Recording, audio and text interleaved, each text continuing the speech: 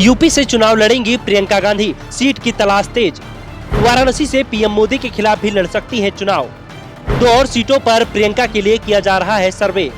प्रियंका गांधी लोकसभा चुनाव लड़ेंगी, ये अब तय माना जा रहा है। प्रियंका 2 सीटों पर लड़ेंगी, ये भी तय माना जा रहा है। राहुल गांधी की तरह प्रियंका 2 सीटों पर चुनाव लड़ेंगी, इस पर मंथन चल रहा है। अगर प्रियंका 2 सीटों से चुनाव लड़ती हैं, तो एक सीट यूपी से होगी, तो वहीं दूसरी सीट दक्षिण भारत के तमिलनाडु या कर्नाटक से होगी। ये बात भी तय मानी जा रही है। दरअसल प्रियंका गांधी के पति रॉबर्ट वाड्रा पिछले कुछ दिनों से साफ संकेत दे रहे थे कि प्रियंका लोकसभा का चुनाव लड़ सकती है, और जिस तरह से प्रियंका गांधी को लेकर कांग्रेस में सक्रियता बढ़ती जा रही है, उसके बाद ये तय माना जा रहा है कि प्रियंका 2024 का लोकसभा चुनाव लड़ रही हैं।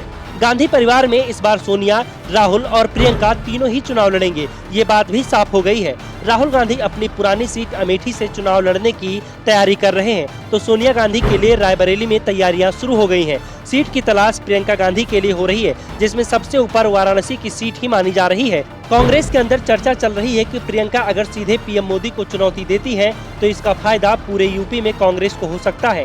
दरअसल प्रियंका गांधी के वाराणसी से चुनाव लड़ने की सुगबुगाहट कांग्रेस के प्रदेश अध्यक्ष अजय राय के बयान से शुरू हुई है, लेकिन जिस तरह से कांग्रेस के अंदर हलचल मची हुई है, उसमें साफ है कि अजय राय का यह बयान शायद पार्टी हाईकमान के इशारे पर ही दिया गया हो, क्योंकि अजय राय को भी इस बात का एहसास है कि गांधी परिवार का टिकट तय करने का अधिकार उनके पास नहीं है।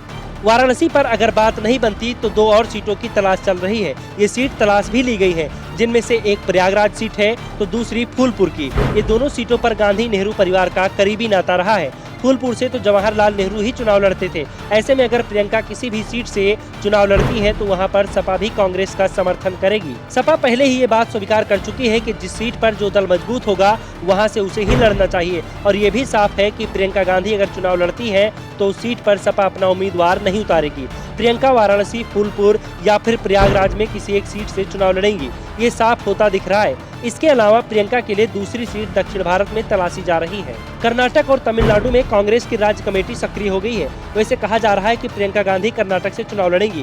केरल से राहुल गांधी चुनाव लड़ते हैं, वो एक बार फिर से वायनाड से चुनाव लड़ेंगे, ये भी तय माना जा रहा है। इसीलिए प्रियंका गांधी को कर्नाटक से उतारा जा रहा है, क्योंकि पार्टी ये तय मानकर चल रही है कि तमिलनाडु में उसका गठबंधन मजबूत है।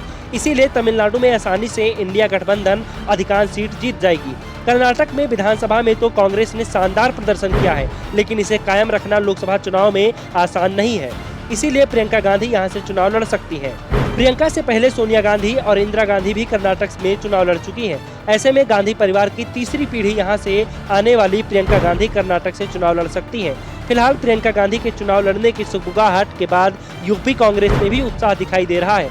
कांग्रेस नेताओं का दावा है कि अगर प्रियंका चुनाव लड़ती हैं, तो उनकी जीत तो तय है। साथ ही आसपास की कम से कम 1 दर्जन लोकसभा सीटों पर भी वो असर डाल सकती हैं, जिसका नुकसान बीजेपी को होगा।